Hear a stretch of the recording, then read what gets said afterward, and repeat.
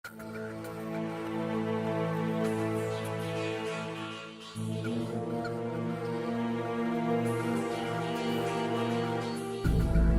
हम बात करने वाले हैं एक ऐसे विषय पे जिस पे अक्सर भारत में बात नहीं होती। मैं हूं प्रभात पोद्दार और आप देख रहे हैं खबरी स्पेशल्स।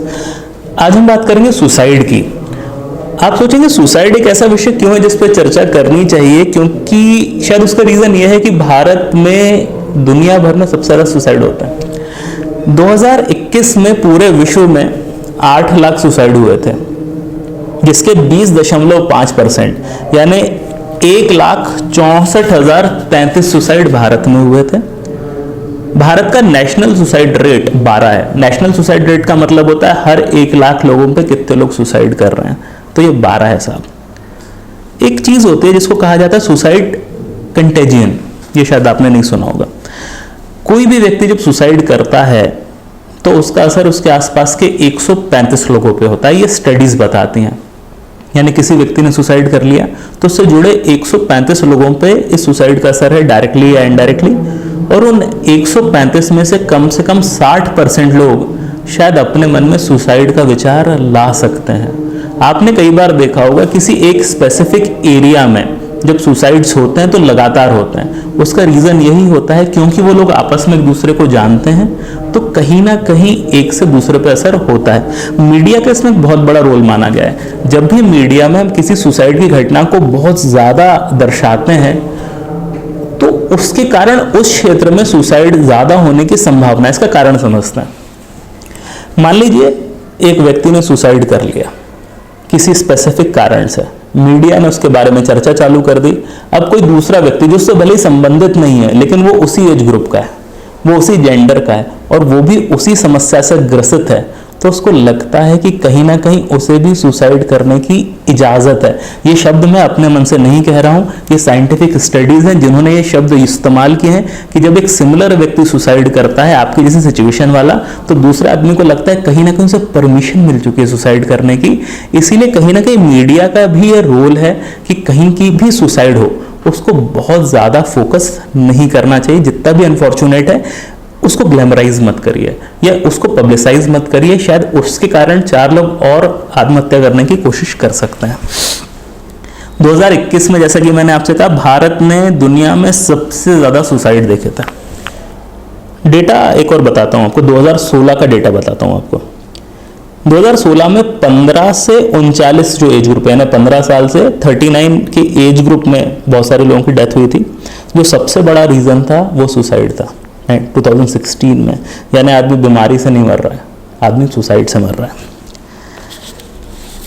2021 में जैसे हमने कहा कि 1,64,033 लोगों की डेथ हुई है। क्या आप जानते हैं उसमें सबसे ज्यादा भाग किसका है? तो वो डेली वेज अर्नर्स का है, 42,004। यानी देखिए इसका शायद एक रीजन ये भी हो सकता है क्योंकि 2020-2021 में कोरोना था, तो सबसे ज्यादा जो असर पड़ा वो डेली वेज अर्नर, जो दिहाड़ी मजदूर होते हैं, उन पर सबसे ज्यादा असर पड़ा। तो उसके कारण उनका डेथ शायद उसके कारण ज्यादा हुआ होगा। लेकिन हर साल का आप डेटा देखिए तो भी आपको दिखेगा कि डेली वेज अर्नर्स का सबसे ज्यादा डेथ होता है।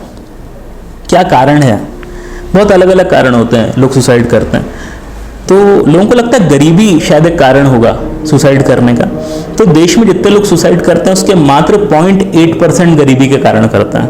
तो ये तो मन से निकाल दीजिए कि गरीबी के कारण सुसाइड कर लिया, बहुत कम करते हैं। बेरोजगारी 2%, मात्र 2%। सबसे बड़ा रीजन 32.4% यानी 32.5% के आसपास लोग फैमिली प्रॉब्लम्स के कारण सुसाइड करते हैं। परिवार को अच्छा कर लीजिए, परिवार में ढंग से बात करिए, कम्युनिकेशन बढ़ा दीजिए साहब, अपने बच्चों से ढंग से बात करिए, अपने माँ बाप से ढंग से बात करिए, अपने पति पत्नी से, अपने भाई बहनों से ढंग से बात करिए। हो सकता है आपके घर में ये ट्रेजेडी ना हो। ये ऐसी अवॉइडेबल ट्रेजेडीज हैं जिन पर हमको ध्यान देना चाहिए। अगर हम बात करें मेल टू फीमेल रेशो की कि कितने पुरुष सुसाइड करते हैं और कितनी महिलाएं, तो पुरुष हैं 72.5% और महिलाएं 27.4%। यानी कि करीबन पुरुषों में सुसाइड करने की टेंडेंसी महिलाओं से 3 गुना ज्यादा है। इसके बहुत सारे रीजन हो सकते हैं, क्योंकि कहीं ना कहीं पुरुषों पर भारतीय व्यवस्था ऐसी है जिसमें उनको भाई पैसा कमाना है, घर चलाना है, जिम्मेदारियां इस प्रकार की होती हैं। और अगर उनकी अर्निंग खत्म हो जाती है, कम हो जाती है, तो शायद इसके कारण पुरुषों में सुसाइड की टेंडेंसी भारत में ज़्यादा है। 3 ऐसे राज्य जिनमें सबसे ज़्यादा सुसाइड होते हैं तो वो है महाराष्ट्र, तमिलनाडु और मध्य प्रदेश। अच्छी बात यह है कि सबसे कम लक्षद्वीप में होते हैं 0 सुसाइड, या कम से कम जिस डेटा को हमने देखा तब से। सबसे ज़्यादा अगर हम एज वाइज देखें, अगर 100 सुसाइड हो रहे हैं तो कौन सी एज ग्रुप में सबसे ज़्यादा हो रहे हैं, तो 18 से 30 की जो एज ग्रुप है उसमें 35.1% सुसाइड होते हैं। जो 30 से 45 का एज ग्रुप है उसमें 31.8% होते हैं। यानी अगर हम 18 से 45 साल की एज को देखें तो 2/3 सुसाइड इस एज ग्रुप में हो रहे हैं। तो शायद इस डेटा पे भी हमका ध्यान जाना चाहिए, क्योंकि शायद ये वो वाला वक्त है जब आदमी सबसे ज़्यादा स्ट्रेस में रहता है, कमाने से लेकर जीवन में अपना नाम बनाने तक। एक बहुत ही अनफॉर्चुनेट डेटा है, दुनिया में जितनी भी महिलाओं में सुसाइड की टेंडेंसी है, जितनी महिलाएं सुसाइड करती हैं उसकी 40% केवल भारत में करती हैं। यानी अगर पूरे विश्व में 100 महिलाओं ने सुसाइड किया तो 40 ने भारत में किया है। और आपने शायद गैस कर लिया होगा जो सबसे बड़ा रीज़न है महिलाओं की सुसाइड करने का, वो डोमेस्टिक वायलेंस है, मेंटल इलनेस। ऐसा माना जाता है कि मेंटल इलनेस भी अपने आप में सुसाइड का एक बहुत बड़ा रीज़न है। डिप्रेशन वगैरह कई लोगों ने शायद आसपास से गुजरे होंगे उसके। 80% लोग जो मेंटल इलनेस से गुजर रहे हैं उनको 1 साल तक पता भी नहीं होता कि उनको कोई मेंटल इलनेस है।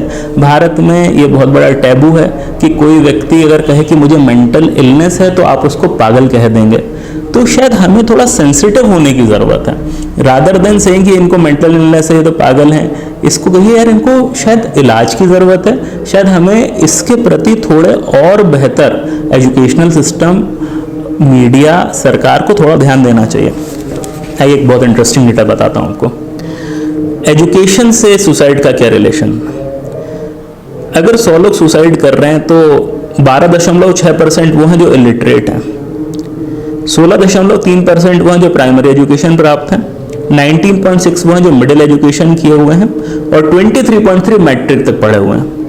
लेकिन अगर आप ग्रेजुएट एंड अबव हैं, केवल 3.7% लोग हैं जो ग्रेजुएट हैं और सुसाइड करते हैं। यानी अगर भारत में 100 लोग सुसाइड कर रहे हैं तो मात्र 3.7% हैं जो ग्रेजुएट एंड अबव हैं।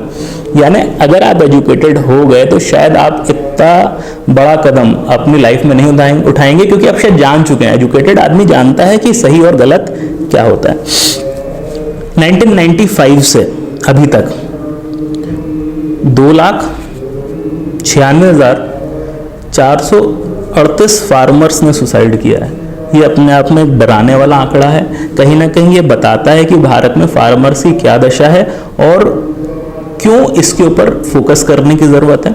जब हम कहते हैं फार्मर्स की दशा खराब है तो केवल वो दिखाने वाले चीज़ें कि इनका ऋण माफ़ी कर देंगे और ये सब नहीं होना चाहिए। प्रोबेबली हमको देखना पड़ेगा गहराई में जाके कि ऐसी क्या चीज़ें हैं जिससे वो परेशान हो रहे हैं, और उसको राजनीतिक तौर पे नहीं, एक सामाजिक तौर पे बेहतर करने की ज़रूरत है।